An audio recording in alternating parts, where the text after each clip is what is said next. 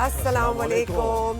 Good morning Zuhaib. और गांव में क्या चल रहा है, क्या खबर है? ऐसे लग रहा है हमें कि आज जो है वो नींद बहुत है। नींद बहुत है। हाँ नींद का गलबा है।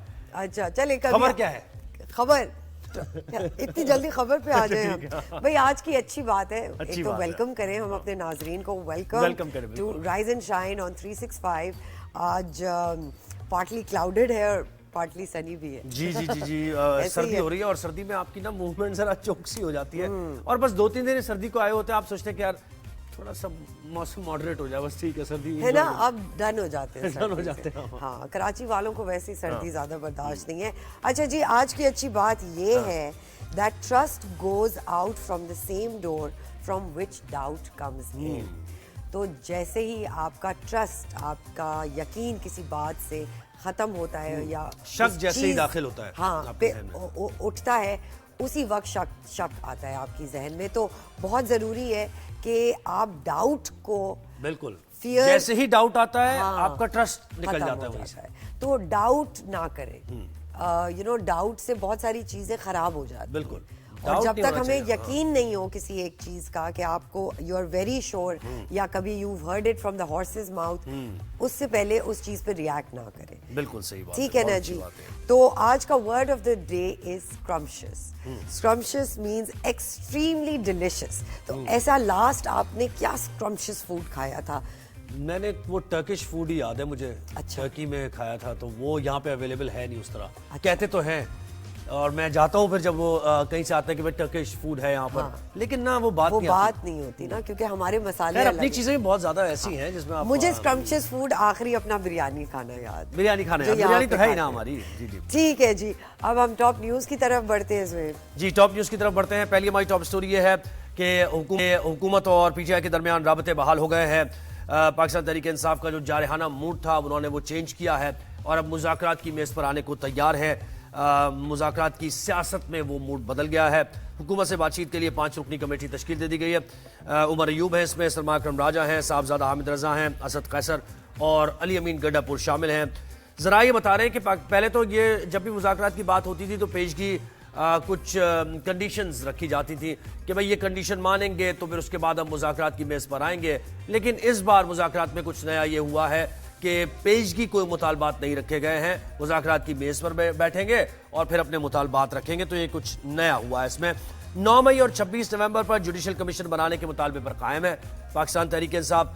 नफाहमत की फ़ज़ा पैदा करने के लिए हुकूमत को भी ये पेशकश कबूल है, हुकूमत भी चाह रही है ऑब्वियसली कि मामला ज़रा जो सियासी तौर पर बहुत ज़्यादा हीट जनरेट हो गई है तो उसको कम किया जाए और सुकून के साथ ज़रा मामला को हल किया जाए। मुज़ाकरात के लिए बनाई गई कमेटी को कमज़ोर ना समझा जाए।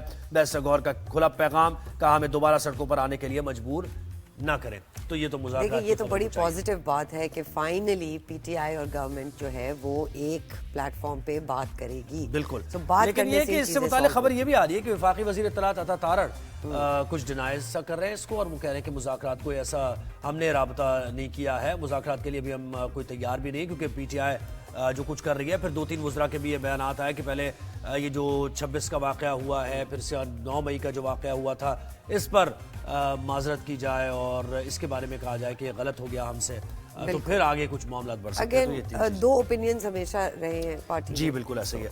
दूसरी हमारी टॉप स्टोरी है कि अक़वाम मुत्तहिदा की जनरल असेंबली में गजा में फौरी जंगबंदी या गमालियों की रिहाई की करारदाद भारी अक्सरियत से मंजूर कर ली गई है। करारदाद में फ़लस्तीनी पनाह गुज़ीरों के लिए अक़वाम मुत्तहिदा की एजेंसी और नौबा की हिमायत की गई है, जिस पर इसराइल ने पाबंदी आयद कर रखी है। करारदाद के हक में 158, मुखालफत में 9 वोट पड़े हैं। 13 अरकान गैर हाजिर रहे। फ़लस्तीनी मिशन की तरफ से अक़वाम मुत्तहिदा में जमा कराई गई करारदाद में गजा में शहरियों के लिए इंसानी इमदाद की फौरी रसाई का भी मुतालबा शामिल है। देखिए ज़ुहैब, हम 8-9 सालों से देख रहे हैं ये करारदाद, आप देखें ना, अप्रूव होती है लेकिन उस पे अमल दरामद और पिछले 1-1.5 साल से देखें कितना हम इसके बारे में बात कर रहे हैं और वो करारदाद पे करारदाद आ रही है, लेकिन उस पे इम्प्लीमेंटेशन नहीं हो रही। सो आई रियली होप कि इस दफा इम्प्लीमेंटेशन भी हो। बिल्कुल ऐसा ही है। तीसरी हमारी टॉप स्टोरी है कि तालिबान हुकूमत के पनाह गुज़ीरों के उमूर के वजीर खलीलुर रहमान हक्कानी काबुल में वजारत की इमारत में होने वाले एक धमाके में हलाक हो गए हैं और खलीलुर रहमान हक्कानी तालिबान हुकूमत के वजीर दाखिला सिराजुद्दीन हक्कानी के चचा और अफगान तालिबान के हक्कानी नेटवर्क के बानी जलालुद्दीन हक्कानी के भाई थे।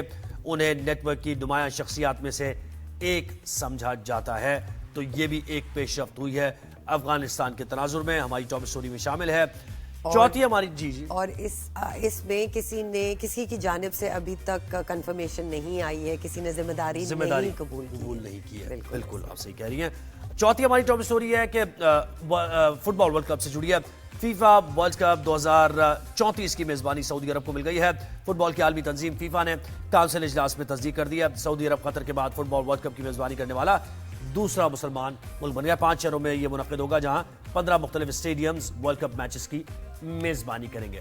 तो ये तैयारियां जारी हैं वहां पर सऊदी अरब में वर्ल्ड कप के लिए। बिल्कुल, और जब सऊदी अरब करता है इस तरह के वर्ल्ड इवेंट्स, ग्लोबल इवेंट्स, तो बड़ी शानदार और देखे ना, जब कतर ने भी किया तो कितनी डेवलपमेंट हुई, बिल्कुल कितना ज्यादा रेवेन्यू जनरेट हुआ कतर के लिए। बिल्कुल हम यही कोशिश करते हैं, इंशाल्लाह एक दिन पाकिस्तान भी होस्ट करेगा इंशाल्लाह बिल्कुल। ठीक है जी, अब कुछ मौसम के लिहाज से आपको अपडेट देते हैं। अपर एरियाज में हैवी स्नोफॉल के इफेक्ट्स, कोल्ड विंड्स से पंजाब और KPK के मैदानी इलाकों में सर्दी बढ़ जाने का खदशा है। खैबर पख्तूनख्वा में भी रिमझिम और स्नोफॉल का इम्कान है। इस्लामाबाद में पार्शली क्लाउडी जो है इस्लामाबाद रहेगा। सिंध में भी वेदर जो है वो कोल्ड और ड्राई रहने की तवक्को है। कराची में रात में ठंड बढ़ने लगी है।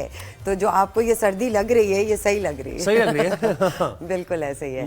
अच्छा जी, एक बड़ी अनयूजुअल सी खबर देते जनाब। एक खबर ये भी है कि गूगल के हवाले से ये खबर है कि साल 2024 की सबसे ज़्यादा सर्च की जाने वाली पर्सनालिटीज़ की लिस्ट जारी कर दी है।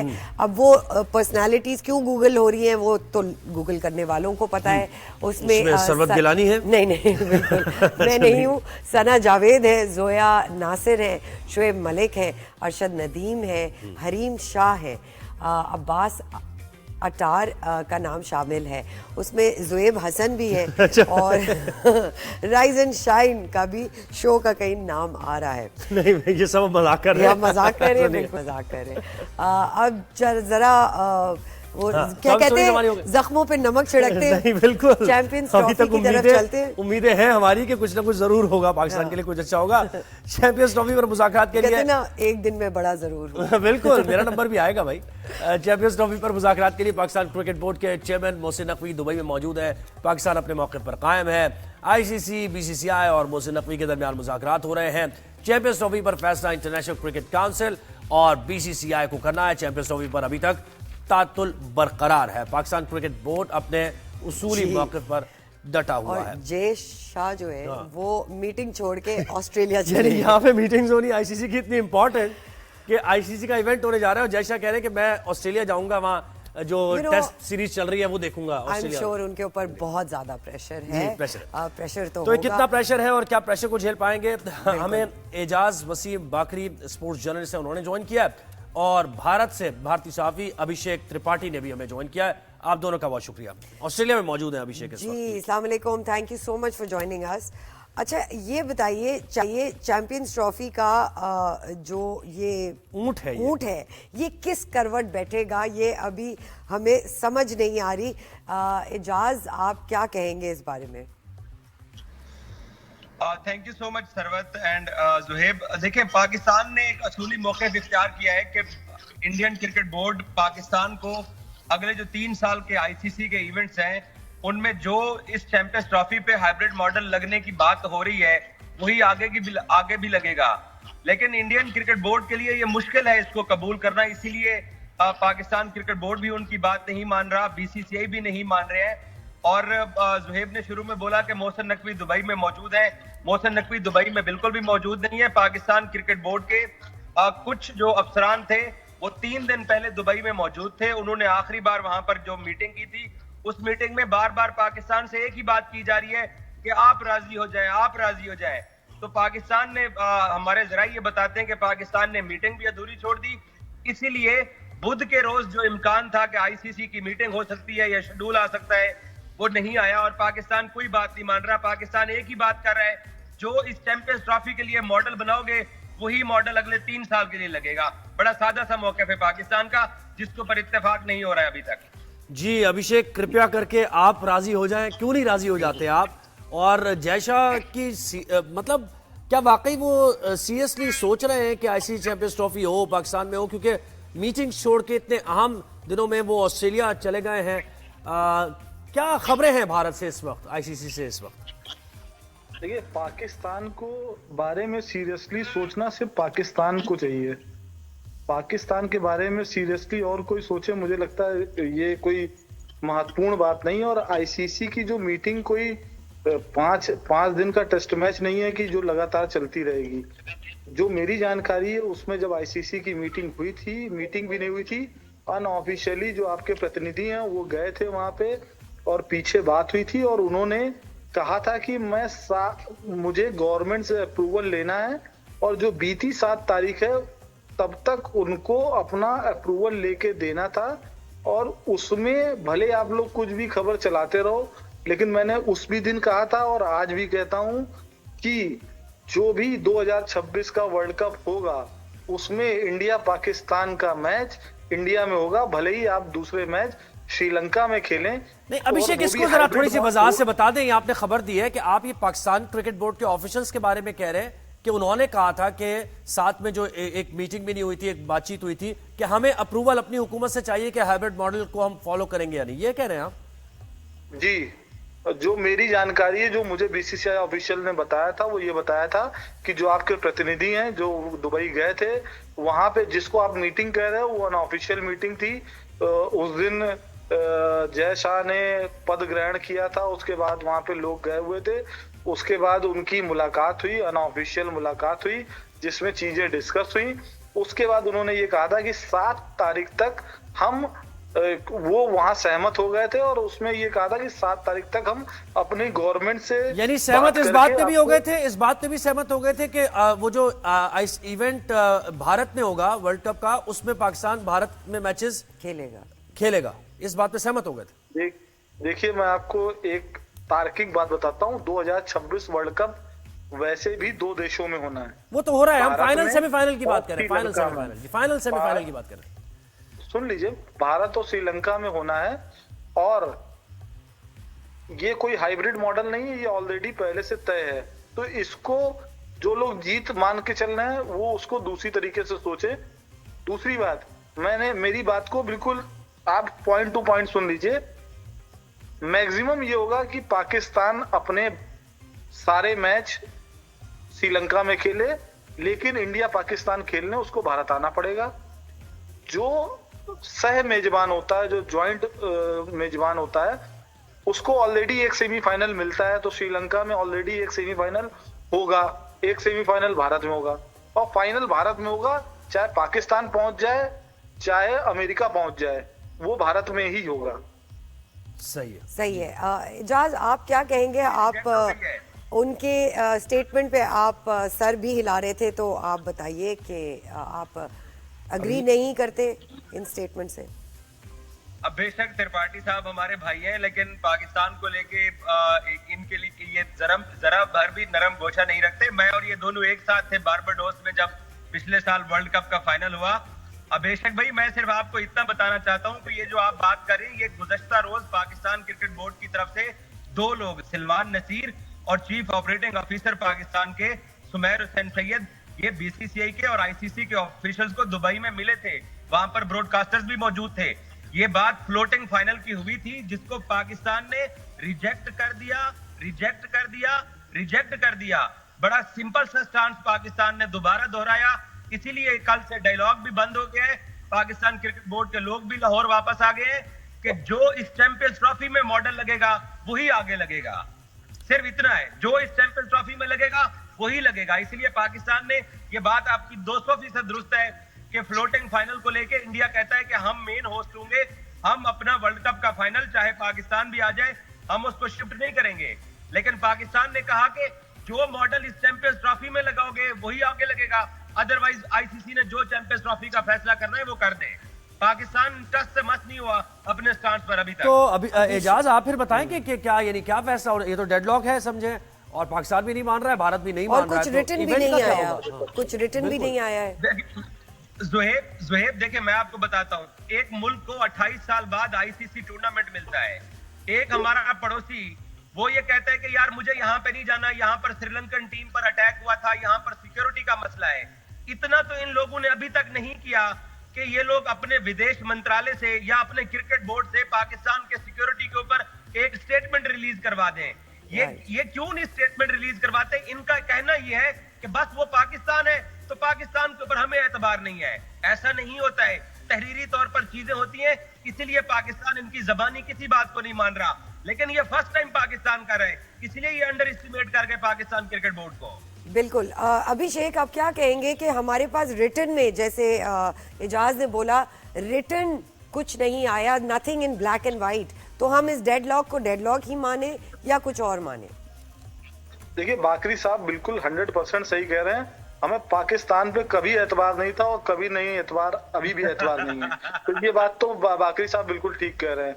और उस एतबार को पैदा करना भारत सरकार का काम नहीं है। भारत सरकार को बयान देने की कोई जरूरत नहीं है, ना विदेश मंत्रालय को बयान देने की जरूरत है। अगर बाकरी साहब को थोड़ा बहुत भी पॉलिटिक्स और क्रिकेट की जानकारी हो तो ये खुद ही कहते हैं क्रिकेट और पॉलिटिक्स को एक में मिक्स ना करो।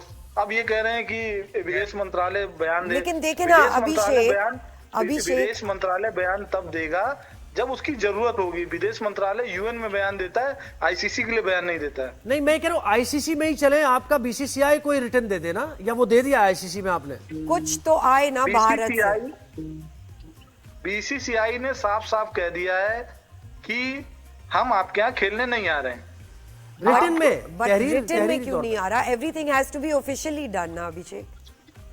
मैम, ऐसा कुछ नहीं रिटर्न में होता है। जब आप आईसीसी की मीटिंग, बीसीसीआई की मीटिंग या राज्य क्रिकेट बोर्ड की मीटिंग या पीसीबी की मीटिंग, सब कोई रिटर्न में लेके नहीं बैठते हैं। जब मीटिंग होती है तो वो वर्बली होती है, उसके मिनट्स बनते हैं, उस मिनट्स में सब कुछ लिखा होता है।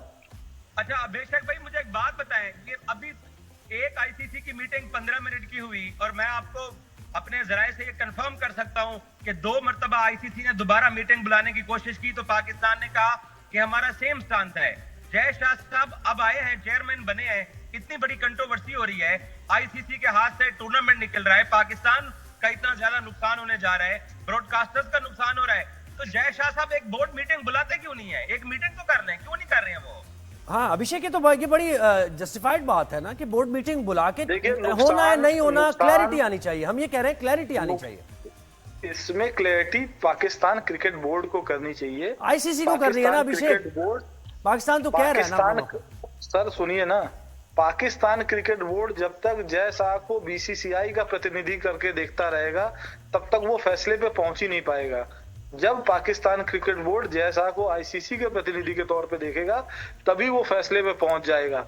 पाकिस्तान शुरुआत से ही बायस रवैया अपनाए हैं। अच्छा। वो जय शाह को आईसीसी के प्रतिनिधि के तौर पे देखने की जगह बीसीसीआई के प्रतिनिधि के तौर पे देख रहा है।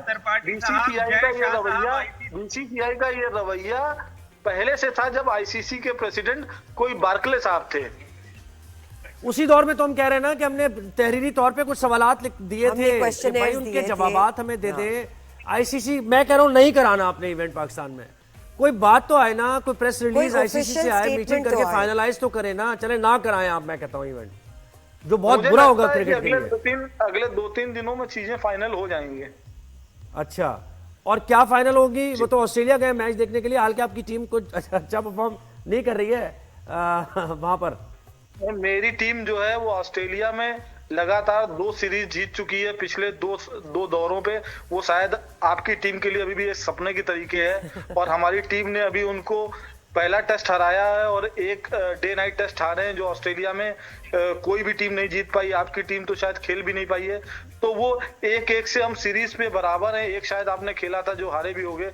तो मेरी टीम की चिंता मैंने हमेशा पाकिस्तान से कहा है कि पाकिस्तान के लोगों से भी कहा है कि कृपया करके भारत और भारतीय टीम हम क्रिकेट की चिंता करते हैं। चिंता हमारी क्रिकेट की है क्योंकि हम क्रिकेट के फैन हैं। हाँ, तो भारत को ही फॉलो करते हैं। टीम की भी चिंता करना। अच्छा अभिषेक ये बताइए, आप जो कह रहे हैं कि 2-3 दिन में ये फैसला हो जाएगा, तो आपको लगता है कि कुछ रिटर्न में आएगा इन 2-3 दिनों में ताकि हमारे सामने ब्लैक एंड व्हाइट चीजें हो? अच्छा, क्या फैसला होगा, ताकि हम बाद में जब फैसला हो तो हम बताएं कि हमारे साथ अभिषेक थे और उन्होंने कह दिया था कि मुमकिन तौर पर अगर मुझे फैसला पता होता तो मैं अपने तजर्बे की बुनियाद पे क्या होगा। लेकिन जो मेरी बातचीत हो रही है उसमें दो ही सूरत हाल है पाकिस्तान के लिए। पाकिस्तान की क्रिकेट में हैसियत को देखते हुए, पाकिस्तान की इकोनॉमी में हैसियत को देखते हुए सिर्फ दो सूरत हाल बचते हैं। एक, पाकिस्तान को जो कहा गया है वो मान जाए, नहीं तो कहीं दूसरे देश में जाके वो चैंपियंस ट्रॉफी होगी। ठीक है। अच्छा एजाज, आप क्या कहेंगे, लास्ट कुछ रिमार्क्स आप देना चाहेंगे? बेशक त्रिपाठी साहब ने एक इशारा किया कि पाकिस्तान की जो हैसियत है, पाकिस्तान छोटा क्रिकेट बोर्ड से ही, पाकिस्तान क्रिकेट बोर्ड कमजोर से ही, लेकिन पाकिस्तान क्रिकेट बोर्ड ने इनकी ये जो दुकानदारी थी बीसीसीआई की, आईसीसी की, ब्रॉडकास्टर्स की, उस दुकानदारी का पाकिस्तान क्रिकेट बोर्ड ने शटर बंद कर दिया है और जहां ताला लगता है वहां पर मोहसिन नकवी पांव रख के खड़ा हुआ है और ये पहली मर्तबा हुआ है, इसीलिए ये अंडर एस्टिमेट कर रहे हैं। अगर पाकिस्तान क्रिकेट बोर्ड इतना छोटा बोर्ड है तो पाकिस्तान के ऊपर ये तलवार क्यों नहीं चलाते हैं? दरअसल होगा क्या, ये चैंपियंस ट्रॉफी पाकिस्तान तलवार पे क्यों ले आते हो? नहीं, वो तलवार बल्ला कह रहे हैं, बल्ला बॉल, ये तो तलवार ऐसे ही आप ही की तलवार को बल्ला बना दिया।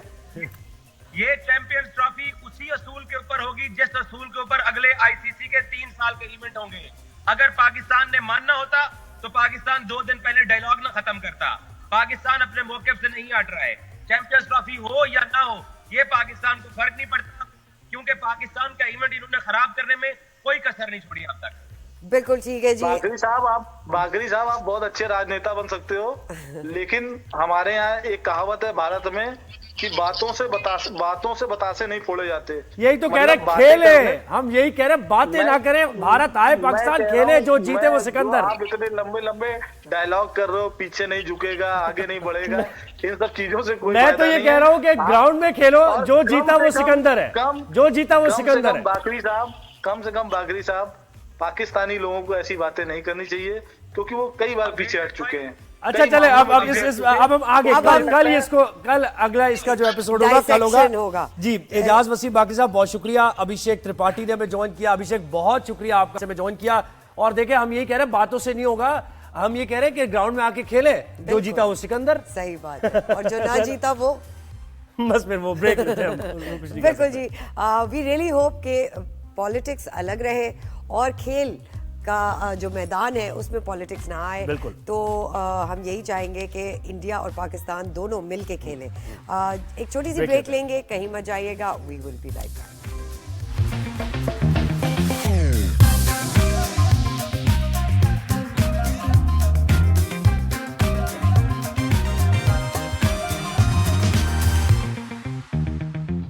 वेलकम बैक नाज़रीन। चैंपियन की बात करते हैं जी। प्राइड ऑफ परफॉर्मेंस अवार्ड याफ्ता और कॉमनवेल्थ गेम्स के गोल्ड मेडलिस्ट नूर दस्तगीर भट्ट ने उज़्बेकिस्तान के शहर ताशकंद में होने वाले एशियन पावर लिफ्टिंग चैंपियनशिप में 400 किलोग्राम वजन उठाकर नई तारीख रकम कर दी है।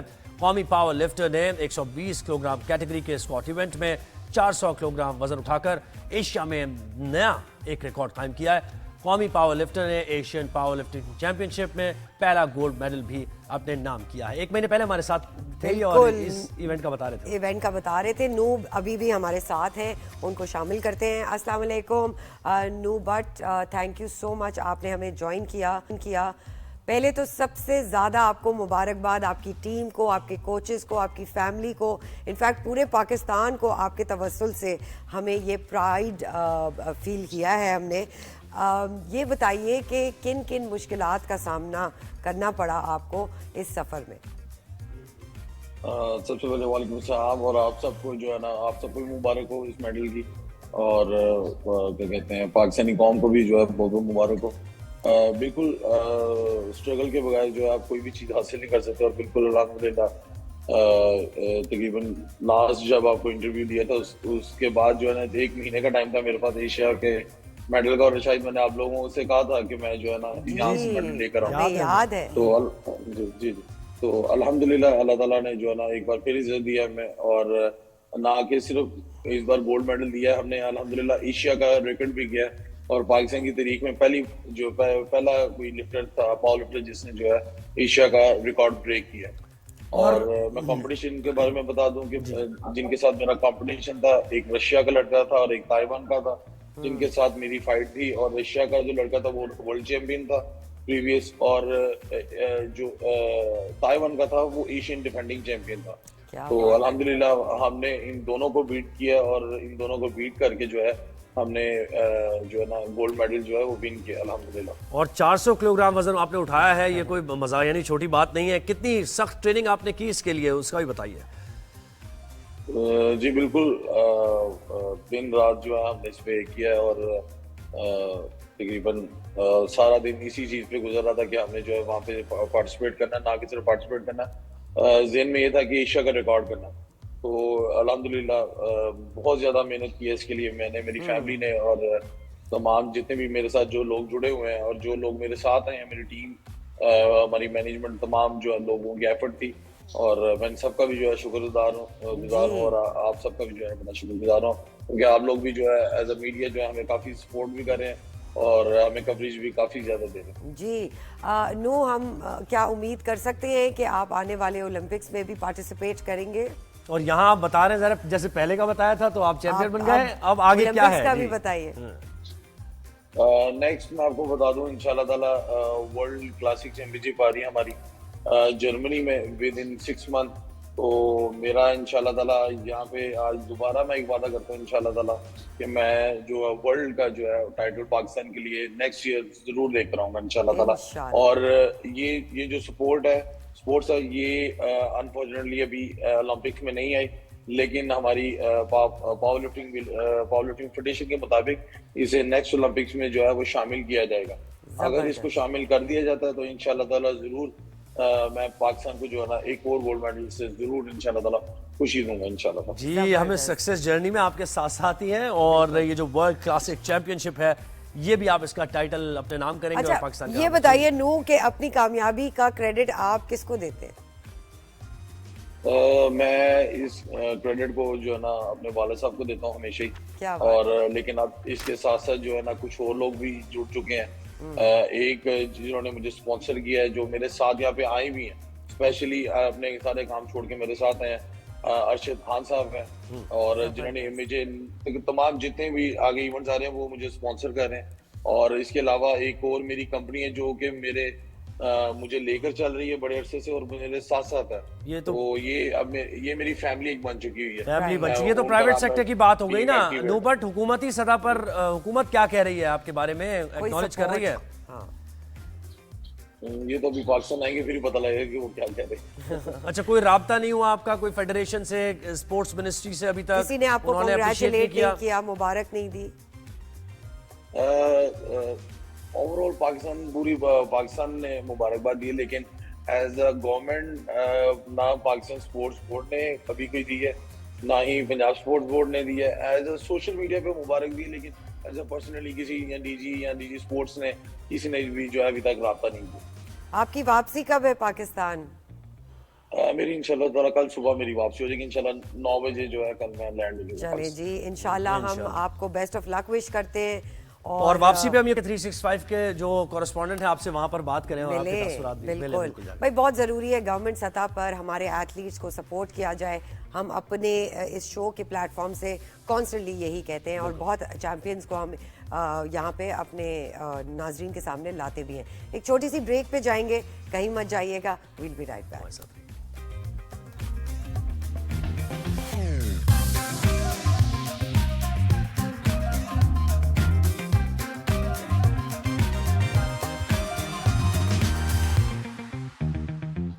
वेलकम बैक नाजरीन, अब बात करते हैं अपने ओवरसीज पाकिस्तानियों की जर्नी की।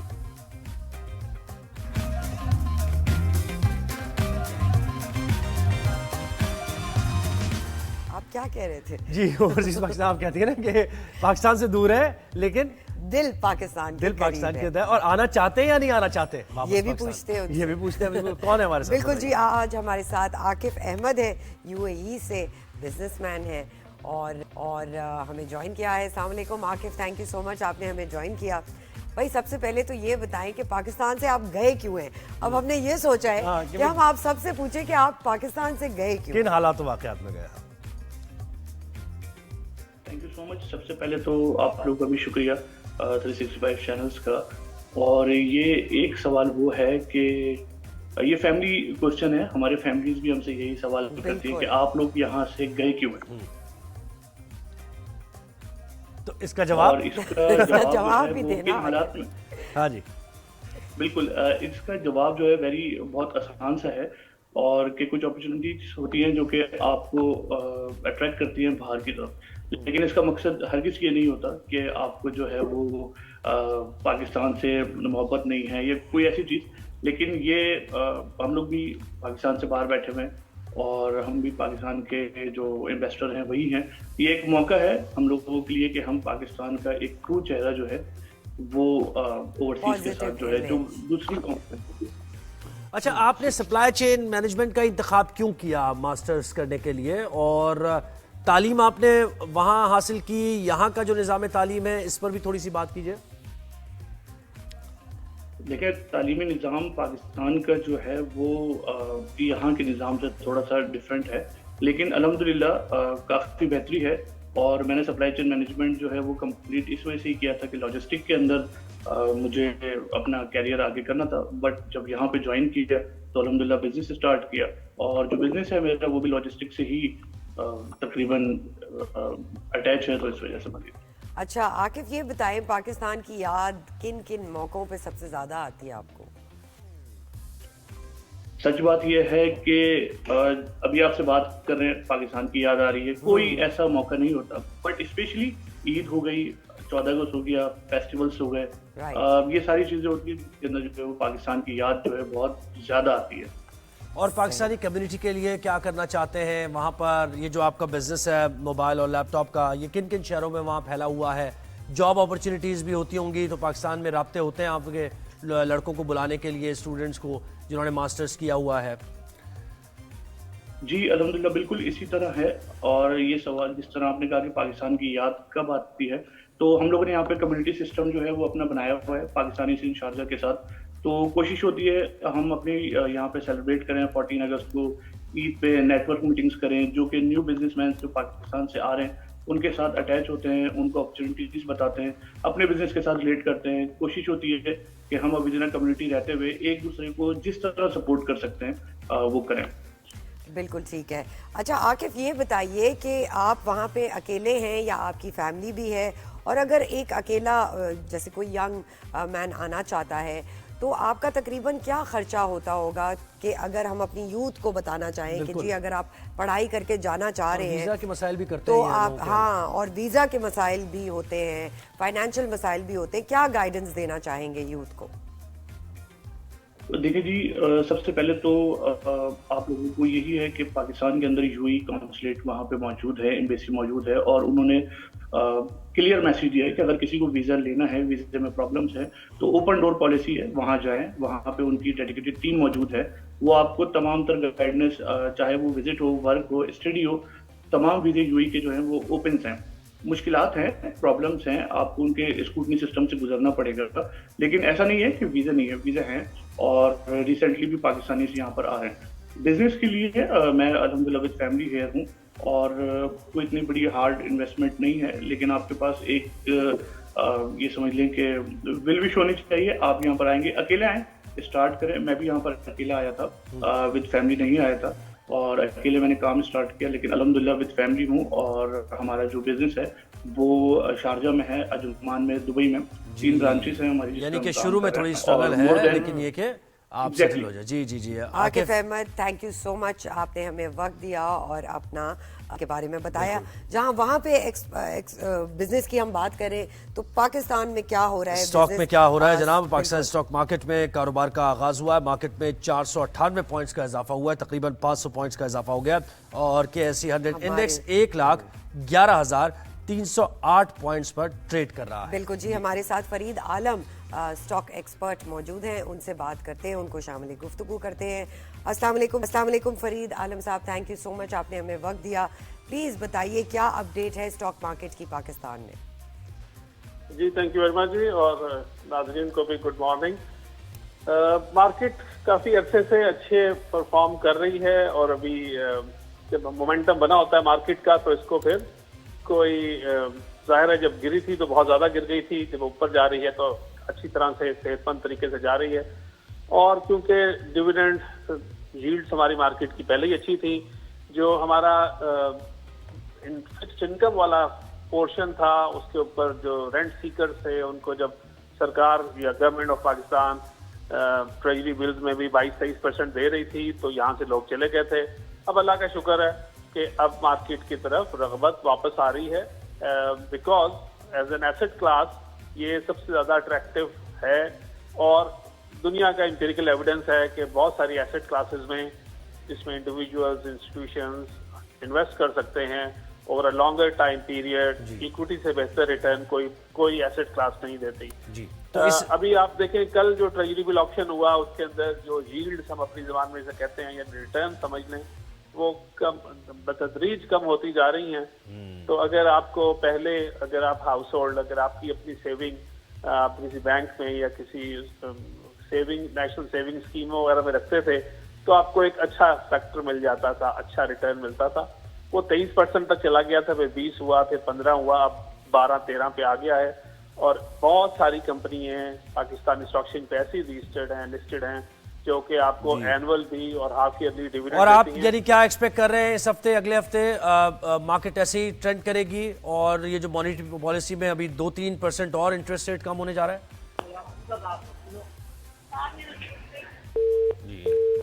फरीद आलम से राब्ता मुंतकिल हो गया है। फिर से हम उनको कोशिश करेंगे। बेहतरीन बात है स्टॉक मार्केट, आई नो जब नीचे जाती है तो बड़ी परेशानी होती है लोगों को जो इन्वेस्टर्स हैं उनको, लेकिन अगर स्टेबिलिटी की तरफ रहे तो पाकिस्तान के लिए बहुत अच्छा। और आप देखिए कि फॉरेन इन्वेस्टर्स को अट्रैक्ट करने के लिए आपकी स्टॉक मार्केट को मॉनिटर कर रहे होते हैं सभी, जितनी भी दुनिया भर में जो मार्केट्स हैं उसका जायजा ले रहे होते हैं इन्वेस्टर्स और इसकी बुनियाद पर डिसीजन मेकिंग करते हैं, क्योंकि पाकिस्तान में अपॉर्चुनिटीज तो बहुत ज़्यादा है और पाकिस्तान में बिजनेस करके ये फरीद साहब से एक बार फिर राब्ता बहाल हो गया।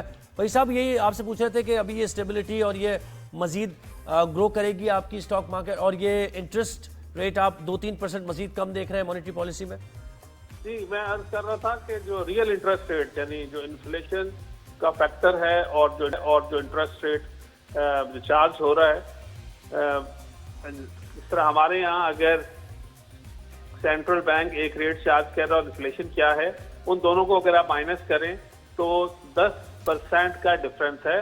और इतना बड़ा रियल इंटरेस्ट रेट का डिफरेंशियल कोई मुल्क कैरी नहीं करता। तो चांस तो है कि 5-8% भी कम हो सकता है मॉनेटरी पॉलिसी में इंटरेस्ट रेट, लेकिन मुझे लगता है कि 2-2.5% करेंगे, ग्रेजुअल करेंगे, बिकॉज जो बहुत स्टैटिक आप ग्रेजुअल करेंगे। आप सही कह रहे हैं, बिल्कुल ठीक है जी। साहब, फरीद आलम साहब, थैंक यू सो मच, आपने हमें वक्त दिया शो में। बिल्कुल। और वो कह रहे हैं 10% डिफरेंस नहीं हो सकता, तो 5-8% भी यानी मुमकिनात में से है, लेकिन अभी 2-2.5% होगा और स्लोली और ग्रेजुअली आहिस्ता आहिस्ता कम होता जाएगा, क्योंकि इंटरेस्ट रेट कम होगा तो फिर कुछ सांस में आएगा लोगों को और इन्वेस्टर्स ज्यादा अट्रैक्ट होंगे और इकोनॉमी फ्लश। बिल्कुल जी। अब हमारे पास एक वक्फे का टाइम आया है। हेडलाइंस ब्रेक है, हेडलाइंस के बाद आते हैं और शो को फिर कंटिन्यू करेंगे। मजीद भी टॉपिक्स हमारे पास है।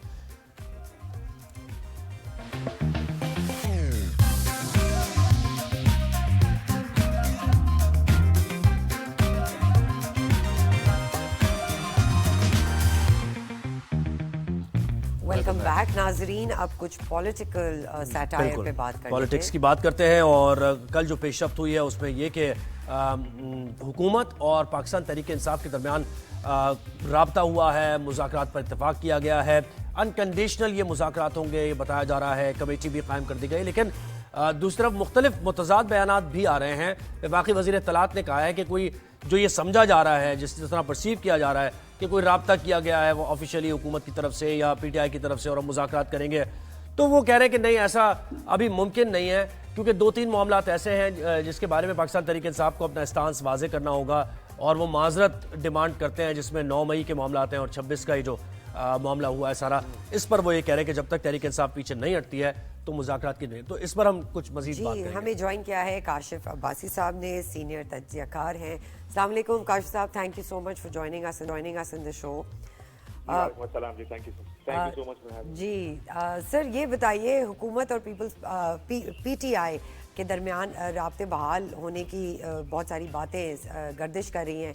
क्या वाकई तहरीक इंसाफ का मूड जो है वो बड़ा एक एग्रेसिव हमने देखा है, जारहाना सियासत से मज़ाकरात की क्या सियासत में बदल गया है? देखिए, अभी आपने पॉलिटिकल सैटायर का लफ्ज इस्तेमाल किया, मुझे लगता है आप गलती से कर गई थी, लेकिन हमारी पॉलिटिक्स जो है ना वो पॉलिटिकल सैटायर ही है। ये it's full of jokes, contradiction. हमारी पॉलिटिक्स में जितनी मुज़ाकरात की बात होती है उतनी मुज़ाकरात सिर्फ उस वक्त होते हैं जब किसी एक पार्टी को सूट करे। मुझे इस वक्त इन हालात में मुज़ाकरात का ना माहौल नजर आ रहा है और ना मुझे लगता है कि मुज़ाकरात हो सकते हैं, क्योंकि दोनों पार्टियों के पास दूसरे को देने के लिए कुछ नहीं। ना हुकूमत इमरान खान साहब को जेल से बाहर निकाल सकती है, जो कि प्राइमरी डिमांड होगी तरीके कि इमरान खान साहब को जेल से बाहर निकाला जाए। दो तरीके हुकूमत अब खुद मानती है कि जिस दिन इमरान खान जेल से बाहर आ गए उस दिन हुकूमत गिर जाएगी। नहीं, आप बहुत जल्द गिर जाएगी, वो ज्यादा सस्टेन नहीं कर पाएगी। हुकूमत शायद मांगेगी तहरीक इंसाफ और इमरान खान साहब से कि उनको 1.5 साल 2 साल की कोई गारंटी दें कि वो बाहर अगर आए तो हुकूमत नहीं गिराएंगे। तो उसी सूरत में बाहर लाने के लिए कोई काम हो सकता है। ये गारंटी मेरा ख्याल है इमरान खान साहब नहीं दे सकती या तहरीक इंसाफ नहीं दे सकती। इमरान खान साहब के बारे में ये भी कहते हैं उनको ट्रस्ट नहीं किया जा सकता, ये स्टैब्लिशमेंट और हुकूमत का व्यू। तो अगर आपके पास देने को कुछ नहीं है तो बातचीत से निकलना क्या, रास्ता क्या निकालना, आप क्या करना चाहते? देखिए, अगर 9 मई और 26 नवंबर की तहकीकात करनी तो करनी होती तो हुकूमत पहले करनी। कल इसहाक डार साहब ने फ्लोर ऑफ द हाउस का जी फायरिंग हुई, लेकिन एरिया पहले बयान देते थे कि फायरिंग ही नहीं हुई। तो अभी कम से कम एक वर्जन उनका बदला है थोड़ा सा। लेकिन क्या हुकूमत कुछ करना चाहेगी? कोई इन्वेस्टिगेशन, कोई जुडिशल कमीशन नहीं बनाएगी। तो ना कुछ लेने को है ना कुछ देने को है, तो बातचीत से निकलेगा। इसलिए मुझे लगता है कि डेड एंड रोड जो ये मुज़ाकरात की रोड। और 9 और 26 पर भाई साहब यही है ना कि आप सही कह रहे हैं कि तहकीकात नहीं, वो ये कह रहे हैं कि आप पीछे हटें, आप माजरत करें इन दोनों चीज़ों। अच्छा, एक और चीज़, ये जो कौमी हुकूमत की बात हो रही है, कल फवाद चौधरी साहब हमारे साथ थे और उनसे हमने पूछा तो उन्होंने कहा कि मैं तो इसके बिल्कुल इत्तेफाक करता हूँ, कौमी हुकूमत बननी चाहिए। और जब उनसे हमने कहा कि खान साहब से आपकी बात, तो उन्होंने कहा कि मैं ये समझता हूँ कि खान साहब भी इस पर राजी हो जाएंगे। तो वाकई कुछ ऐसा हो रहा है, डिस्कशन हो रही है इस बारे में?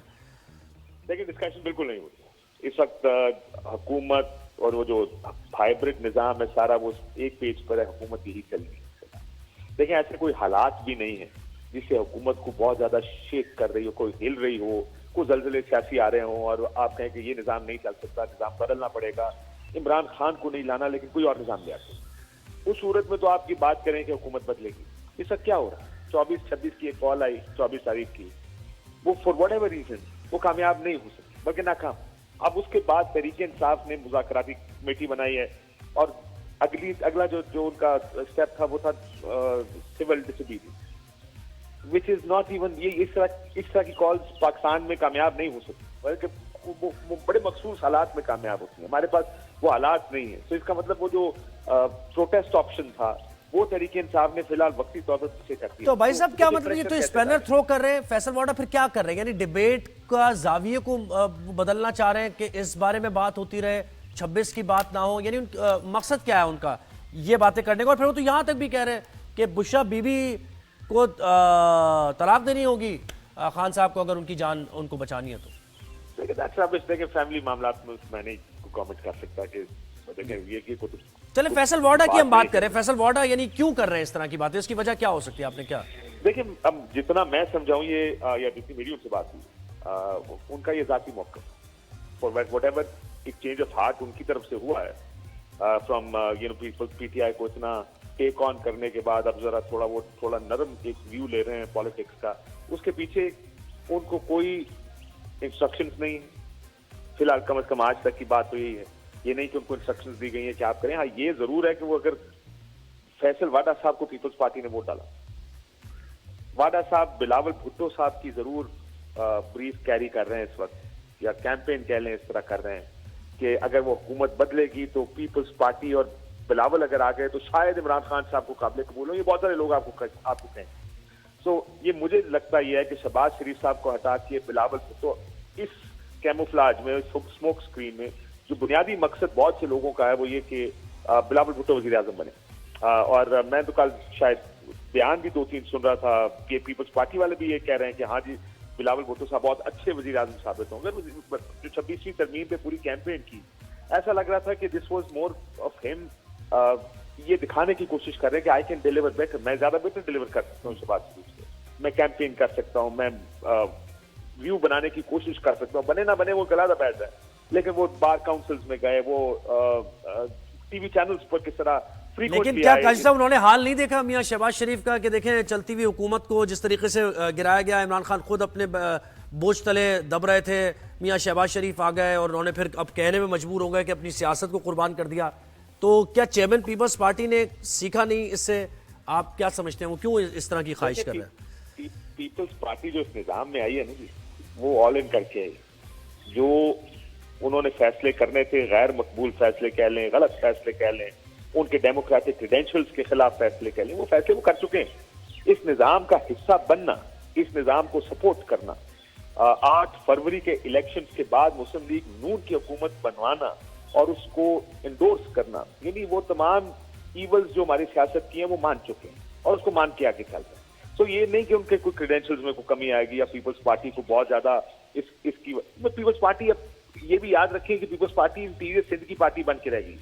फॉर देम उनको लगता है कि अगले 20-30 साल शायद पीपल्स पार्टी का नंबर ही ना आए प्राइम मिनिस्टर बनने का। सो ये एक रास्ता है पीपल्स पार्टी के लिए, किसी तरह वो ये शॉर्टकट के जरिए वजीर आजम बिलावल साहब बन सकते हैं। अगर कोई ये कहता है कि बिलावल साहब पंजाब में मकबूल होकर पंजाब से कुछ 40-50 सीटें उठा सकते हैं, मुझे फिलहाल तो आज की तारीख में बहुत मुश्किल लगता है। जब तक ये 2-3 पार्टियां हैं, वैसे भी पीपल्स पार्टी वाइप आउट हो चुकी तकरीबन पंजाब से, इक्का दुक्का सीटें उनकी साउथ पंजाब में जरूर होंगी, लेकिन लार्जली अभी इस वक्त आज की तारीख में अगर आप देखें तो पीपल्स पार्टी का कुछ फ्यूचर पंजाब में नहीं और वजीर आजम पंजाब से बना करते हैं। तो इस वजह से उनको एक शॉर्टकट चाहिए वजीर आजम बनने का। इससे बेहतर हालात क्या मिलेंगे उनको वजीर आजम बनने का? काशिफ साहब, आप इस डेडलॉक को कैसे खत्म होता हुआ देखते हैं? कैसे ये मुज़ाकरात और ये कम्युनिकेशन एक पेज पे आके कैसे आगे बढ़ेंगे हम? देखिए, डेडलॉक खत्म नहीं हो सकता। मुझे उम्मीद है कि हालात मजीद खराब ना हो या नहीं हो, जो because you can easily descend into chaos. ये बड़े आसानी से हो सकता है क्योंकि हालात इस सिस्टम में इस वक्त जिस जगह हालात सियासी तौर पे आके खड़े हो गए हैं, इसको हल करने की चाबी ना इमरान खान साहब के पास है ना हुकूमत के पास है, क्योंकि जो भी कुछ देगा वो बहुत बड़ी कॉस्ट पे करके देगा। अगर किसी ने भी 2 कदम पीछे लेने तो उसकी बहुत बड़ी पॉलिटिकल कॉस्ट है, हुकूमत के लिए भी और तहरीक इंसाफ और इमरान खान साहब के लिए। इसलिए मुझे सिस्टम में रेजोल्यूशन इस प्रॉब्लम की नजर नहीं आ रही। आई होप के, और जब मैं कहता हूँ कि descend into chaos, what I mean is कि देखिए इस तरह के हालात में जब एक हुकूमत है जो कि अनपॉपुलर है, वाज़ेह तौर पर 8 फरवरी के इलेक्शन के बाद नजर आ रहा है। इमरान खान साहब की पॉपुलैरिटी 8 फरवरी के इलेक्शन में इंडोर्स हुई कि किस तरह, किन हालात के बावजूद उनको किस तरह वोट पड़ा। सो जब पब्लिक जो आपकी आवाम है, जो जमहूर है आपका, वो अगर हुकूमत के मुखालिफ की तरफ खड़े हो और उनको आप दीवार से भी लगा रहे हो तो काशिफ साहब बहरहाल 3 साल तो गुजरने हैं ना, अगली इलेक्शन तो आने हैं ना, क्या अगले इलेक्शन में भी फिर यही इसी किस्म की सूरत हाल आप देखेंगे? देखिए, पाकिस्तान में जो सुकून का पीरियड होता है ना, वो 2 टर्मोइल्स के दरमियान का पीरियड होता है। यानी एक सियासी अपीवल और दूसरे के दरमियान में जो पीरियड होता है ना, उसको कहते हैं कि ये पॉलिटिकल स्टेबिलिटी या सुकून का टाइम। पाकिस्तान में सियासत में हमारी सुकून बहुत कम देखा हमने पिछले 10-15 साल। तो इसलिए बल्कि 20 साल का, जब मार्शल लॉ के बाद तो देखें, जब भी पीपल्स पार्टी गवर्नमेंट थी तो मियां साहब लॉन्ग मार्चेस लेके आ रहे थे, कभी कुछ हो रहा था, कभी वजीर आजम घर से आ रहे थे। मियां साहब की गवर्नमेंट आई तो लॉन्ग मार्चेस और धरने इस्लामाबाद में, फिर वजीर आजम घर से ले गए।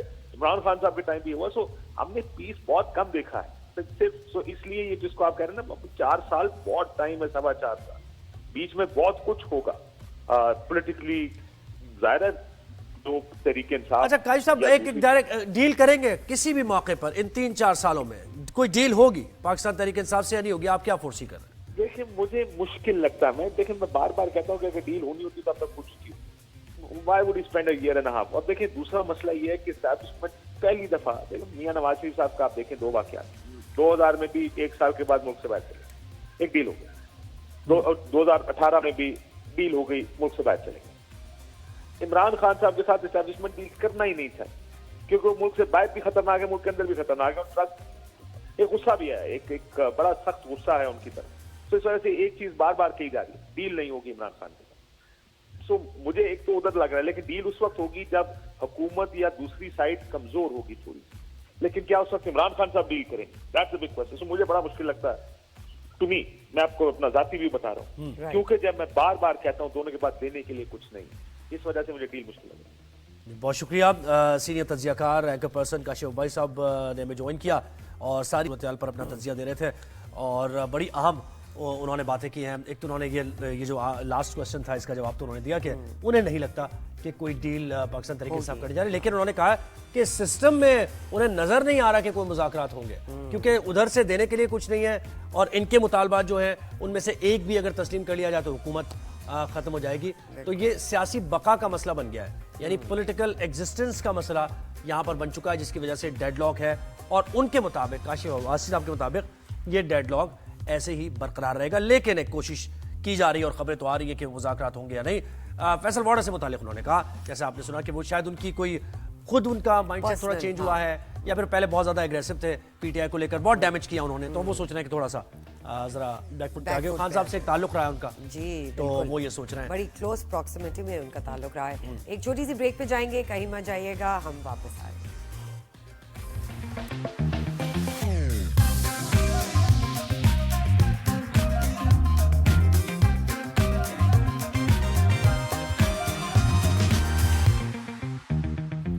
जैसे तारीख पे तारीख होता है ना, ऐसे टैक्स पे टैक्स लग रहा है जैसा अब जी बड़ी अनोखी सी बात है कि जी शादी हॉल्स और बैंक्वेट्स और लॉन्स पे एक बार फिर जो है वो बिल्कुल टैक्स एफबीआर ने बढ़ा शादी की तकरीबात पर भी टैक्स लगा दिया। जनाब, शादी हॉल के मालिकान ने आइंदा तकरीबात पर 10% विदहोल्डिंग टैक्स वसूल करने का ऐलान कर दिया है। एफबीआर हुकाम और शादी हॉल्स के मालिकान की तंजीम के वक्त की मुलाकात हुई और इस दौरान शादी और दीगर तकरीबात पर 10% विदहोल्डिंग टैक्स वसूल करने पर शादी हॉल के मालिकान और एफबीआर में मामला तय पा गए हैं। ये मामला इनमें तो तय पा गए हैं, लेकिन जो बेचारे कंज्यूमर हैं, जो आते हैं शादी हॉल्स बुक कराते हैं, शादियां होती हैं, उनके मामला बड़े खराब हो गए हैं, बिगड़ गए। सदर शादी हॉल एसोसिएशन ने यह कहा है इस पर कि आइंदा शादी हॉल में तकरीब करने वाले हर शख्स से 10% विदहोल्डिंग टैक्स लिया जाएगा। विदहोल्डिंग टैक्स वसूल करने का फैसला एफबीआर हुकाम की हिदायत के तहत किया गया है और इस रकम का शादी हॉल के किराए से कोई ताल्लुक नहीं है। क्या बात है। हमारे पास गेस्ट भी मौजूद है, लेकिन 10% आप समझ रही है ना, 10% लाखों रुपए का 10% क्या होगा? तो एक पैकेज है, जरा पैकेज देखिए, उसके बाद गेस्ट भी हमारे साथ होंगे।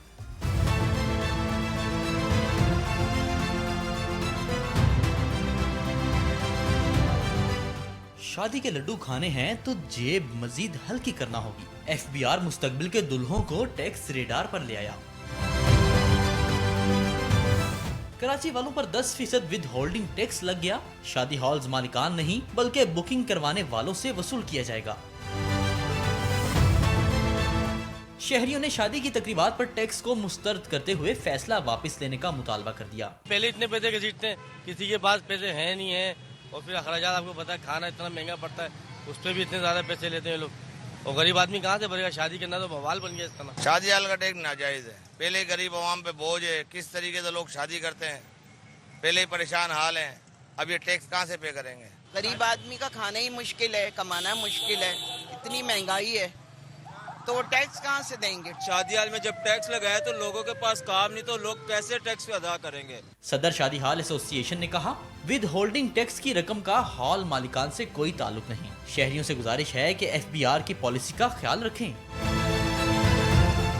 तो ये समझ मेरी पर्सनली बात नहीं आई कि अगर एफबीआर कह रहे हैं कि शादी हॉल पे टैक्स है, तो हॉल वाले क्यों नहीं दे रहे, जो कंज्यूमर है उनसे क्यों ले? ये तो हम पूछेंगे भी, लेकिन देखें, ये हमें पता है कि जब पास ऑन कर दिया जाता है, एंड यूजर पर पास ऑन किया जाता है टैक्स यही होता है कि अगर आपके एक्सपेंसेस बढ़ गए, आपके ऊपर हुकूमत डाल रही है, तो आप वही अमाउंट ऐड करते हैं और वो कंज्यूमर पे करता है। लेकिन देखें, अगर कंज्यूमर ये शिकायत तो कर रहे हैं, शादी हॉल बुक कराने वाले शिकायत कर रहे हैं, शादी तो करानी है उन्होंने, कुछ अपने आप को भी रिफॉर्म करना चाहिए ना फिर इस सिलसिले में, कि अगर आप वलीमा और शादी की अगर 2 फंक्शंस होते हैं, आप एक कर लें, मेहंदी आप एक कंबाइन कर लें, घर में कर सकते हैं आप मेहंदी, मतलब तो खुद भी आसान करें ना अपने मामलात को। देखिए वही बात है ना, हमारे डाउरी पे इतने खर्चे हैं, बिल्कुल, वो लिस्ट जो है वो खत्म नहीं होती कि जी हमें ये डिमांड्स हैं, ये है, फिर आप मतलब नॉर्मली इस्लाम में भी एक सादगी निकाह अपना है, है। exactly. निकाह आप छोटा सा करें, फैमिली के साथ करें, फिर वलीमे का एक डिनर कर दें। हमारी ख्वाहिशात की लिस्ट भी शादी को खत्म बड़ा होती। मुश्किल बना दिया हमने। और बिल्कुल देखिए, ऐसे। शादी को मुश्किल बनाने के इस मुआशरे पर भी असरात बड़े खराब पड़ रहे हैं, क्योंकि बहुत से घर ऐसे हम जानते हैं, हमारे सोशल सर्कल में बहुत से घर ऐसे, घराने ऐसे हैं जहां बच्चियों की शादियां नहीं हो पा रही हैं, सिर्फ इस वजह से कि माँ बाप के पास पैसे नहीं है कि उनकी शादी कैसे की जाए। बिल्कुल, और ये बहुत बड़ा मसला है सोसाइटी का। बिल्कुल। तो हम अब बात करेंगे। बिल्कुल, हम अब कुछ देर में हमें ज्वाइन करेंगे कराची मैरिज हॉल एसोसिएशन के जनरल सेक्रेटरी हैं ख्वाजा तारिक साहब, और उनसे ये जानेंगे कि भाई ये शादी हॉल्स पर जो टैक्स लगाया है, या तो इसको ऐसा किया जाता, कोई ऐसा मैकेनिज्म बनाया जाता कि एंड यूजर पर तो चले पड़ेगा ही टैक्स, लेकिन उसको शेयर कर लिया जाता कि शादी हॉल वाले उसको शेयर करेंगे 50%। बिल्कुल। फिर खाने के मामलात होते हैं। अभी ये भी एक चीज है ना सरवत, कि शादी हॉल अगर आपने थोड़ा अच्छा बना दिया है तो वो आर्बिट्रेरी चार्ज करते हैं आप। एक ही लाइन में जो शादी हॉल्स हैं, एक ही इलाके में है, अब वो थोड़ा सा आपने ब्यूटीफाई कर दिया है, उसकी रेनोवेट कर दिया उसको, तो अगर 1.5 लाख रुपए किसी का, तो आपने 3 लाख रुपए कर दिया उसका। बिल्कुल, एक दिन का। बिल्कुल जी। हमारे साथ ख्वाजा तारिक मौजूद हैं, जनरल सेक्रेटरी हैं Karachi marriage hall lawn banquet owner association के। उनसे बात करते हैं। अस्सलाम वालेकुम sir, thank you so much, आपने हमें ज्वाइन किया। ये शादी की तकरीबात पर भी टैक्स लगा दिया गया है, और इसमें 10% विद होल्डिंग टैक्स, ये सिर्फ एंड यूज़र पे ही क्यों है? जो आप लोग जो हॉल वाले हैं वो 50-50 डिवाइड नहीं कर सकते थे, ताकि जो कंज्यूमर है उस पे 100% ये प्रॉब्लम ना फेस करें? वो क्या कहेंगे आप? जी वालेकुम सलाम, thank you so much for taking us on the line.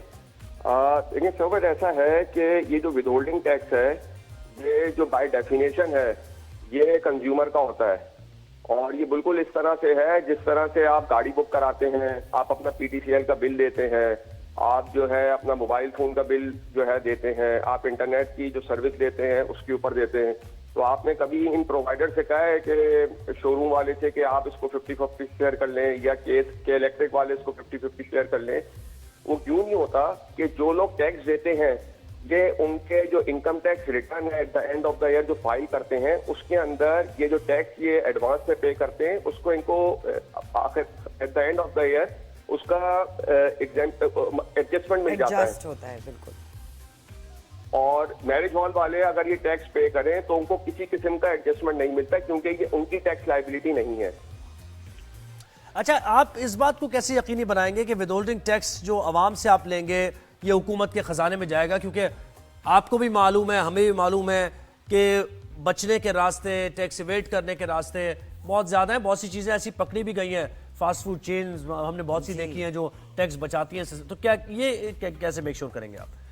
Sir देखें, मैं आपको एक बात बताऊं, ये जो टैक्स है ये एक्चुअली 2013 में फर्स्ट टाइम एप्लीकेबल हुआ था, और 2013 से 2021 तक जो है ये टैक्स रहा है फील्ड के अंदर। 2 साल के लिए जो कोविड का पीरियड आया था, उसमें गवर्नमेंट ने इसको जो है खत्म कर दिया था, एबॉलिश कर दिया था, और 2023 मार्च के अंदर जो नई गवर्नमेंट आई थी उन्होंने दोबारा इस टैक्स को अप्लाई कर दिया था, इंट्रोड्यूस करा दिया था।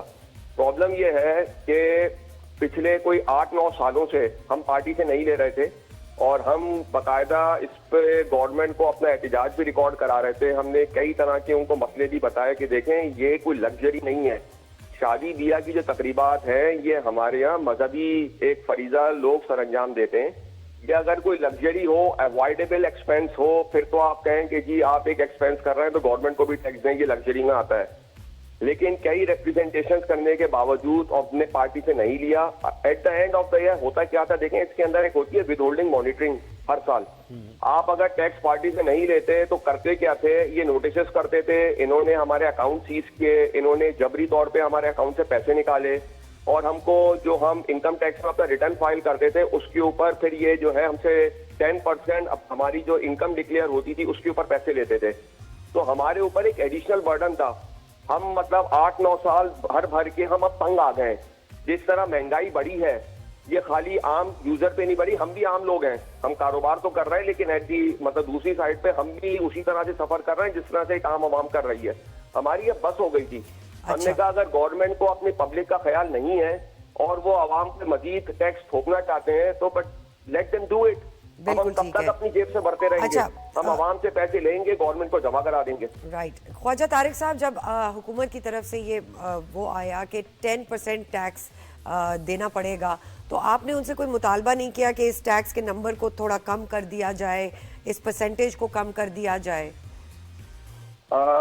सरवत, अनफॉर्चुनेटली हम जिस मुल्क में रहते हैं, हमारा बहुत अच्छा मुल्क है, मैं कुछ कहूंगा तो नहीं, लेकिन हमारे यहाँ जो फैसला साजी करने वाले लोग हैं, वहाँ अनफॉर्चुनेट बहुत मसले हैं। देखें, ये जो विदहोल्डिंग टैक्स है ना, ये इनडायरेक्ट टैक्सेशन में आता है जी। ये कहीं पर भी इनडायरेक्ट टैक्सेशन अच्छी नहीं समझी जाती, लेकिन हमारे यहाँ मजबूरी ये है कि हमारे यहाँ जो टैक्स कलेक्शन होती है उसका 60% जो है ये थ्रू विदहोल्डिंग कलेक्ट होता है।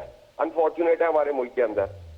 बात ये है, हर जगह पे विदहोल्डिंग बहुत कम परसेंटेज रखी जाती है, या अगर उसको बढ़ाया भी जाता है तो उसको ग्रेजुअली कम कर दिया जाता है, ताकि लोगों के ऊपर एडवांस टैक्स का एडिशनल बर्डन ना पड़े। लेकिन मैंने आपको कहा ना, हम तो इस्लामाबाद में कई रिप्रेजेंटेशन कर चुके, कई दफा मसले मसाइल बता चुके। और आपका बिजनेस भी यकीनन इससे मुतासिर होगा, क्योंकि एंड यूजर पर जब टैक्स पड़ेगा तो उनके अंदर तो वो कुव्वत ही नहीं बचेगी ना कि वो फिर आप हॉल्स बुक कराएं। तो ये क्या एस्टिमेट लगाया आपने इसका? किस चीज का एस्टिमेट?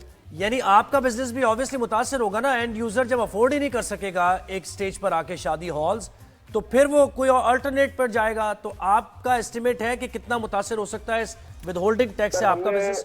अभी तो हम जिस तरह बुरी तरह मुतासिर हो रहे थे, तो हमने तो बेसिकली अब बहुत मजबूरी में आकर के, क्योंकि देखें ये हमने कोई खुशी से नहीं किया है। मैंने आपको बताया ना कि रेट्स भी हमारे ऊपर हो रहे हैं, अकाउंट भी हमारे सीज हो रहे हैं। अच्छा, एक सवाल लोगों के जानने के लिए एक सवाल और बताइए, एक सवाल और बताइए, ये जो हम सखी हसन से लेके ये सारी जो शादी हॉल्स की पट्टी है, या गुलशन की बात हम कर लें, चले एक स्पेसिमेन ले लेते हैं, सखी हसन वाली पट्टी की बात करते हैं। एक नॉर्मल शादी हॉल है, उसके अगर बुक कराना चाह रहे हैं आप, तो कितने की, अगर शादी का फंक्शन बुक कराना चाह रहे हैं आप, खाना हटा दें आप, कितने में हॉल बुक होता है? Tentative idea.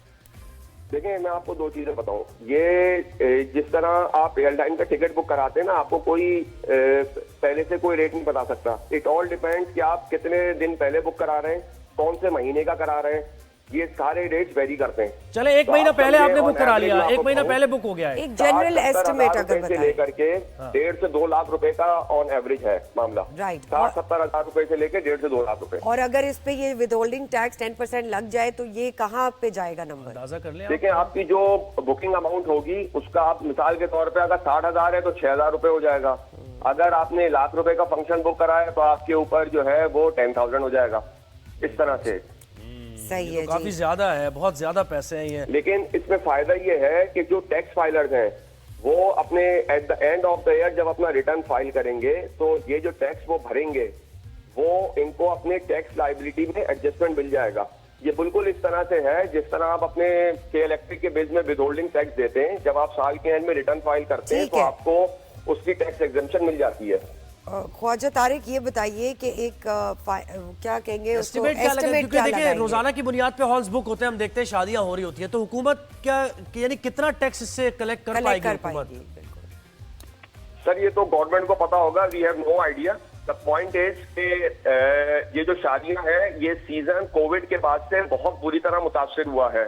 हम तो मतलब जिस तरह पहले हमारे यहाँ 200-225 दिन बुक हो जाया करते थे, इस वक्त हम जो एवरेज पे आ गए वो 120 से 130 दिन के ऊपर आ गए काम के ऊपर।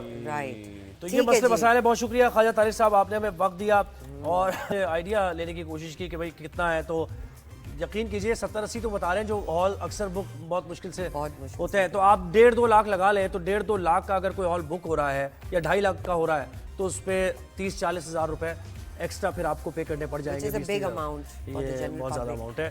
तो इस पर देखना पड़ेगा हुकूमत को कि विदहोल्डिंग टैक्स अब कब तक लगा रहेगा और पे करते रहना पड़ेगा। बिल्कुल जी। एक ब्रेक पे जाएंगे, लेकिन ब्रेक से आने के बाद एक बहुत पर्टिनेंट इशू है पोस्टमार्टम डिप्रेशन, उस पर हम बात करेंगे। कहीं मत जाइएगा, विल बी राइट बैक।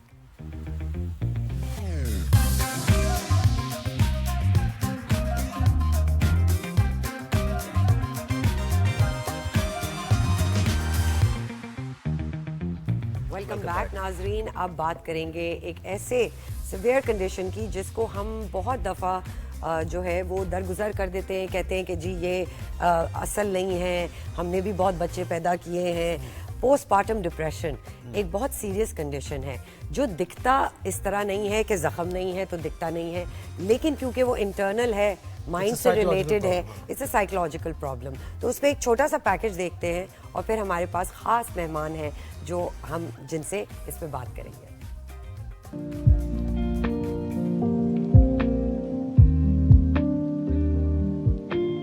बच्चे की पैदाइश के बाद माओ पर मायूसी और बेसुकूनी की कैफियत तारी होना, इसे पोस्टपार्टम डिप्रेशन कहा जाता है। माहिरीन के मुताबिक बच्चे की पैदाइश के बाद माँ को 6 हफ्तों तक डिप्रेशन का सामना करना पड़ सकता है। आमतौर पर ये कैफियत हार्मोनल चेंजेस, प्रेगनेंसी में साइकोलॉजिकल एडजस्टमेंट्स और थकावट की वजह से होती है, जिसे पोस्टपार्टम डिप्रेशन कहा जाता है।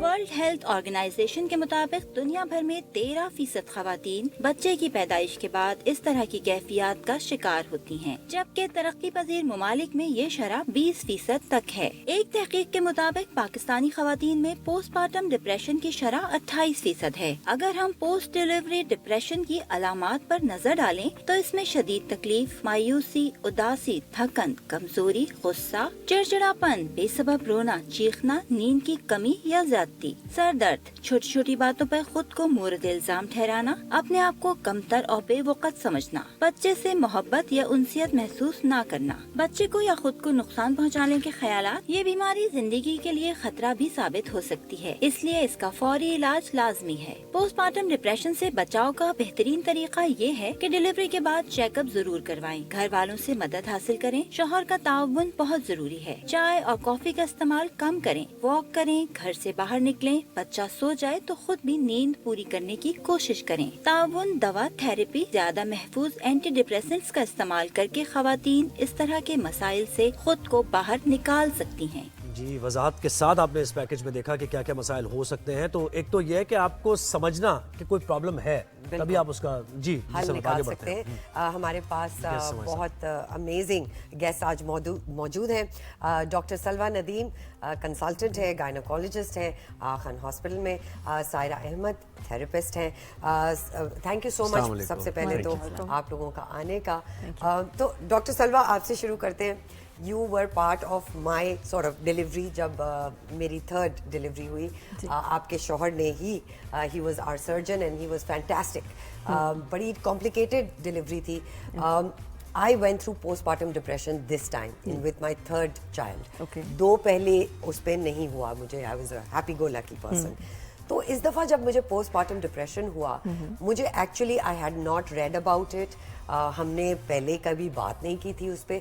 तो मुझे बहुत सारा फीडबैक आया जब मैंने नेशनल टेलीविजन पे बैठ के पोस्टपार्टम की बात की, वजाहत की कि ये रियल है। बिल्कुल। तो जो मुझे फीडबैक आया वो बहुत सारी खवातीन से ये आया कि जी जब हम ऐसे डिप्रेशन से गुजर रहे होते हैं तो ना हम समझ पाते हैं और ना ही हमारे फैमिली मेम्बर्स समझ पाते हैं। And a lot of times जो खवातीन होती हैं जिंदगी में उस लड़की की, चाहे वो माँ हो या सास हो या और कोई हो, वो इस चीज की वजाहत नहीं करती, इस चीज में सपोर्ट नहीं करती।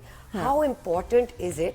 और सबसे पहले तो ये हमारे नाज़रीन को बताएं, पोस्टपार्टम डिप्रेशन है क्या? बिल्कुल, एक्चुअली पोस्टपार्टम डिप्रेशन डिलीवरी के बाद, ठीक है, किसी भी पेशेंट की डिलीवरी स्पेशली ज़्यादातर फर्स्ट प्रेगनेंसीज में होता है और उसकी वजह से हार्मोनल चेंजेस आते हैं जो आपके ईस्ट्रोजन प्रोजेस्टेरोन बॉडी में आपके पीक पे होते हैं, डिलीवरी के बाद एब्रप्टली वो फॉल डाउन कर जाते हैं। सो उनकी इम्बैलेंस की वजह से आपकी बॉडी में कुछ चेंजेस आती हैं जिसकी वजह से आपको कुछ अलामात होती हैं जो कि अलार्मिंग होती हैं। जैसे कि इस पैकेज में पहले बताया गया कि पेशेंट को एक तो इरिटेबिलिटी होती है, गुस्सा आता है, चिड़चिड़ाहट, नींद पूरी नहीं होती, कुछ लोग खाना पीना कम करते हैं, कुछ लोग ऑपोजिटली ज़्यादा खा रहे होते हैं, और इसके अलावा जो उनको बैठे बैठे रोना शुरू कर देंगी, कॉन्फिडेंस नहीं, क्या मैं बच्चे को ठीक देख रही हूँ, मैं उसको सही मतलब केयर कर रही हूँ, क्या मैं फीड करा सकती हूँ, ब्रेस्ट फीडिंग के इश्यूज हो सकते हैं, सुसाइडल थॉट्स आते हैं। बिल्कुल, बेबी के साथ बॉन्डिंग में डिफ़िकल्टी होती है, नींद का कभी कुछ लोग सोते रहते हैं, कुछ को नींद नहीं आती।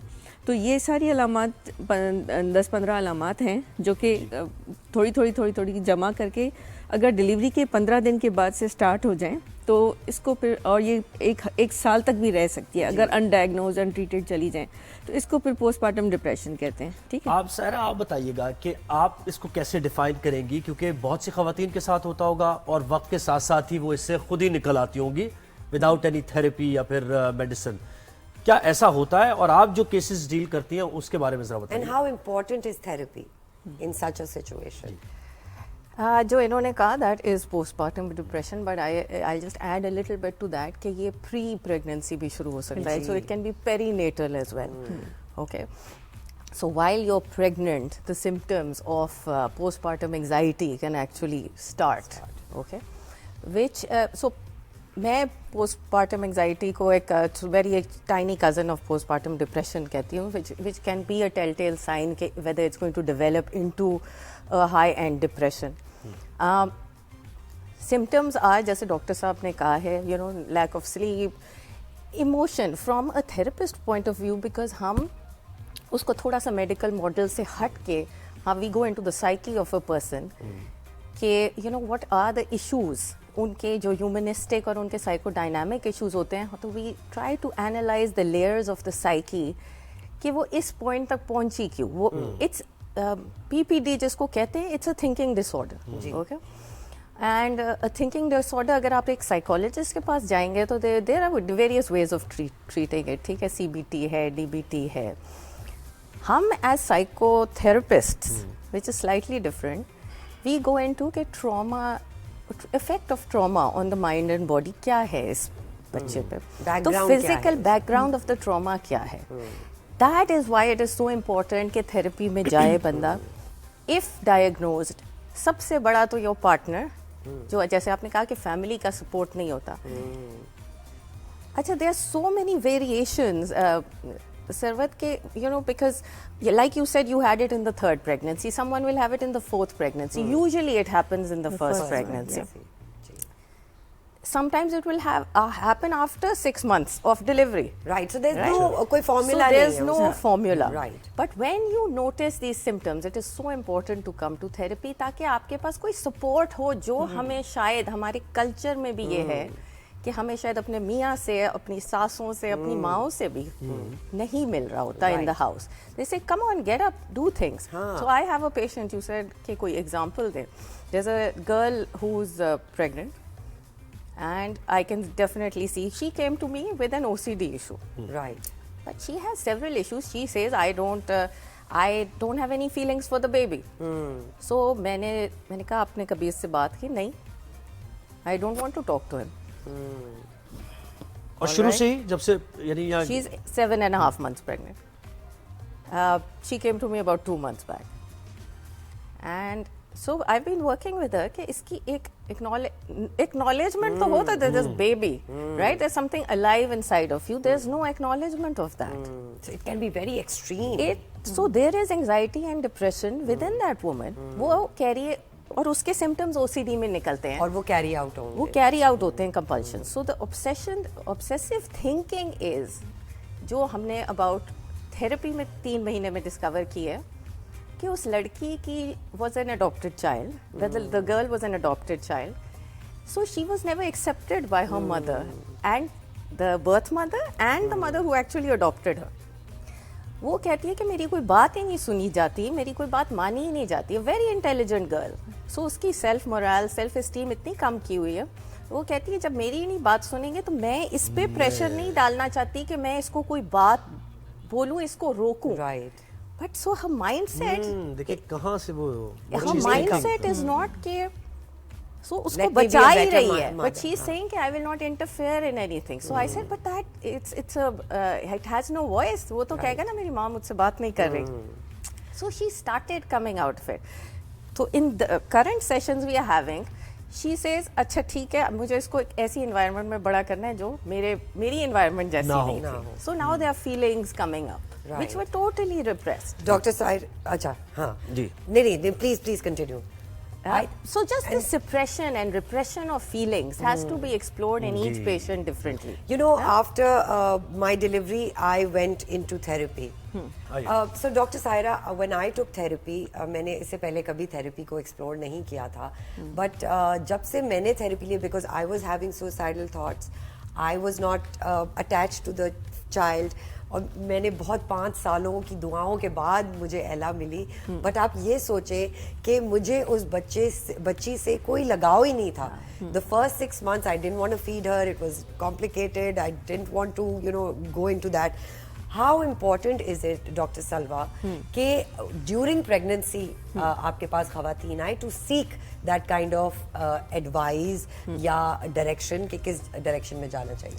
इट्स वेरी इंपॉर्टेंट, स्पेशली जो लास्ट 4 वीक्स होते हैं प्रायर टू डिलीवरी, ठीक है, उसमें आपको उसमें बहुत इंपॉर्टेंट होता है कि एक तो पेशेंट को आप पहले से पिक कर लें कि कौन से पेशेंट्स हैं जिनमें ये प्रॉब्लम आगे चल के हो सकती है. जैसे हमने कहा कि जिनका पहला बेबी हो या जिनकी कॉम्प्लिकेटेड प्रेगनेंसीज हो, ब्लड प्रेशर हो, शुगर हो, प्लेसेंटा लो लाइंग हो, जो अवल नाल नीचे होती है, या जैसे पहले 3-4 सिजेरियन सेक्शंस हुए हुए हों और कॉम्प्लिकेटेड प्रेगनेंसीज हों, ठीक है, या ट्विन प्रेगनेंसीज हों, या पहले जिनकी साइकेट्रिक हिस्ट्री रही हो, जिन मरीजों की पहले डिप्रेशन की अपनी हिस्ट्री रही हो या कोई भी और एग्रीवेट्स, हाँ, it can aggravate, and family history हो किसी की, तो ये सारे रिस्क फैक्टर्स होते हैं जो हमारे जहन में होते हैं कि ये पेशेंट्स हैं जो आगे चल के जा सकते हैं. दूसरा, जब भी आपके पास क्लिनिक में पेशेंट आते हैं तो 3-4 सवाल हमारी नर्सेज ही इनिशियल असेसमेंट में पूछ लेती हैं, जिससे हमें अंदाज़ा हो जाता है कि ये पेशेंट डिप्रेशन में तो नहीं है, कि आपको भूख कैसी लग रही है, नींद कैसी आ रही है, रोने का दिल तो नहीं कर रहा, आपका हर वक्त ज़्यादा मतलब आप चीज़ों में कॉन्सेंट्रेट कर पाते हैं या नहीं. 3-4 सिंपल से क्वेश्चन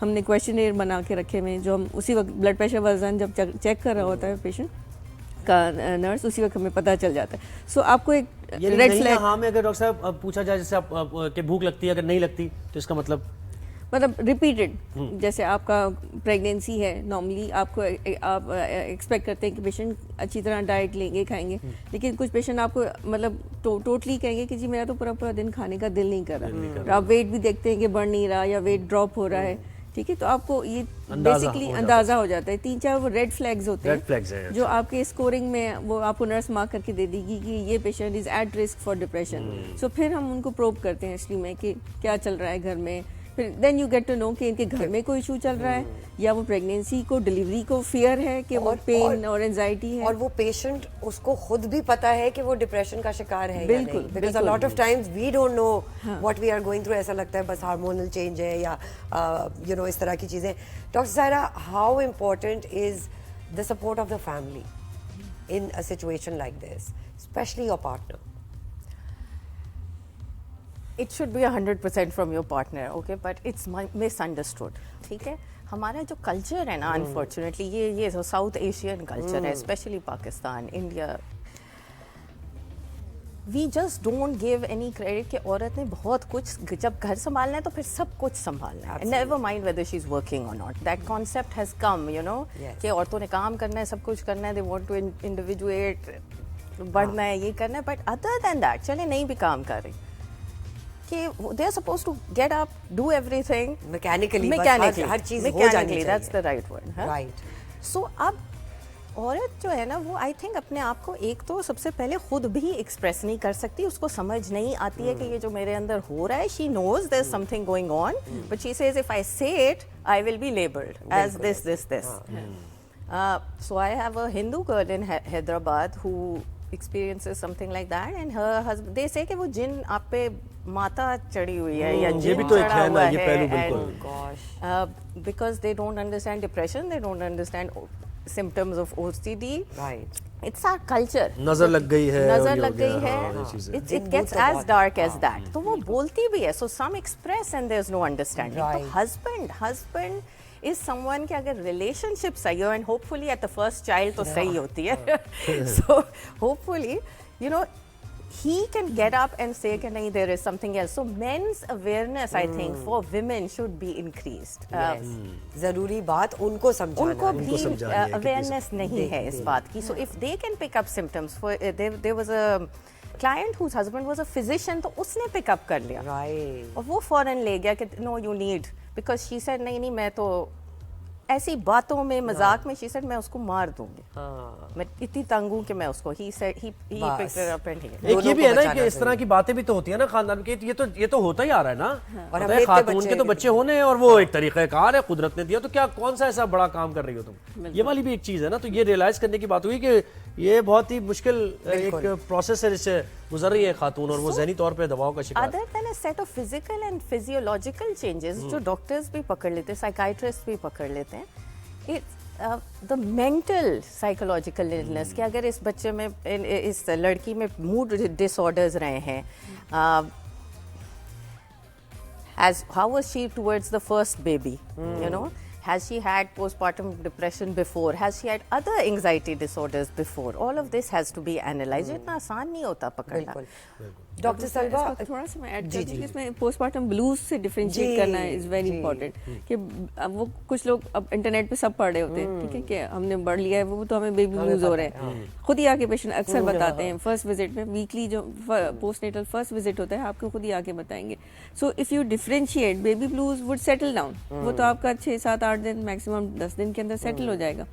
लेकिन अगर ये मोर देन 2 वीक्स चल रहा है आपका, मतलब, और आप you are not able to concentrate, you are not able to focus, आप बेबी की केयर ही नहीं कर पा रहे हो, अपनी केयर ही नहीं कर पा रहे हो, तो दैट मीन्स कि कोई गड़बड़। और वो सही कहा ना आपने कि बायोलॉजिकल ये वो चेंजेस तो है ही, लेकिन आपके रूटीन में एक तब्दीली आ रही है ना, एक इंसानी जान आ गई है, उसके लिए आपको जागना भी पड़ रहा है, उसके लिए दूध भी, हर चीज करना पड़ रही है, खुद मेडिसिन खानी पड़ रही है आपको, तो ये तब्दीली को रियलाइज करना बहुत जरूरी है, खानदान वालों को सपोर्ट। अच्छा डॉक्टर सलवा, ये भी बताइएगा, क्या नेचुरल बर्थ, नेचुरल डिलीवरी में भी पोस्टमार्टम डिप्रेशन हो सकता है, या सिर्फ सी सेक्शन में या लो प्लेसेंटा इस तरह की कॉम्प्लिकेटेड डिलीवरीज में ही होता है? नेचुरल डिलीवरीज में भी हो सकता है अगर प्रोलॉन्ग लेबर हो, बहुत लंबा, जैसे 2 घंटे 4 घंटे 2 घंटे 4 घंटे तो बहुत नॉर्मल चीज़ है। More than like 8 hours 12 hours का लेबर है, कभी कभी आपकी मेम्ब्रेन रप्चर होता है मोर देन 24 आवर्स, तो prolong labour, difficult labour, instrumental deliveries जैसे वैक्यूम या फोर्सेप्स लग गया, सम ट्रॉमेटिक इवेंट खुदा न खास्ता हो गया, कोई बेबी स्टक हो गया, शोल्डर डिस्टोशिया हो गया, या कॉर्ड प्रोलैप्स के साथ पेशेंट आई